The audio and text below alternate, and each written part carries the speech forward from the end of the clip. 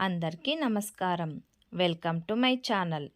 నడుస్తున్న దారిలో డబ్బు దొరికితే దేనికి సంకేతం, ఎలాంటి ఫలితాలు కలుగుతాయో ఈ వీడియోలో తెలుసుకుందాం. దయచేసి ఈ వీడియో ఎక్కడా స్కిప్ చేయకుండా చివరి వరకు చూడండి. అలాగే జై శ్రీరామ్ అని కామెంట్ చేయండి. కొన్నిసార్లు రోడ్డుపైన నడుస్తున్నప్పుడు రోడ్డు మీద పడి ఉన్న నాణేలు లేదా నోట్లు చూడవచ్చు. అలా చూసిన తర్వాత మనం దానిని తీసుకుంటుంటాం. ఇలా డబ్బు తీసుకునేవారు దానిని తమ వద్దే ఉంచుకుంటారు లేదా దారిలో ఉన్న పేదవాడికి ఇస్తారు. మరికొందరైతే ఆలయంలో కానుకలుగా చెల్లిస్తారు.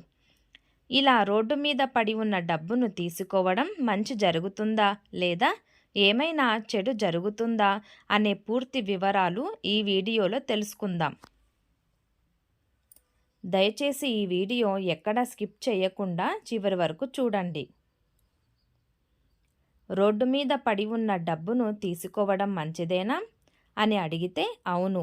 రోడ్డుపై పడిపోయిన రూపాయలు మరియు నాణ్యాలను తీయడం శుభప్రదమని అంటారు. అలాగే ఇలా చేయడం పూర్వీకుల నుండి వచ్చిన ఆశీర్వాదంగా భావిస్తారు.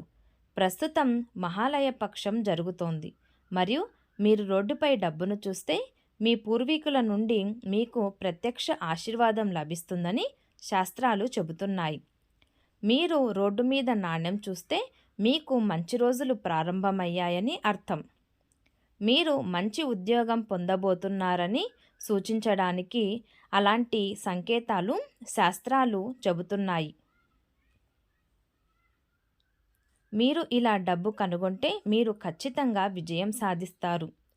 కొన్నిసార్లు మనం ఊహించని సమయంలో డబ్బు, నోట్లు లేదా నాణ్యాలు రోడ్డుపై పడి ఉండటం మనం చూస్తాం. ఇలా దొరకడం అంటే దేవుడు మీకు త్వరలో శుభవార్త వస్తుందని తెలియజేస్తున్నాడని అర్థం. మీ చేతుల్లో కత్తి లేదా పర్సు వంటి పెద్ద మొత్తంలో డబ్బు కనిపిస్తే మీ పూర్వీకుల ఆస్తి మీకు అందుతుందని అర్థం.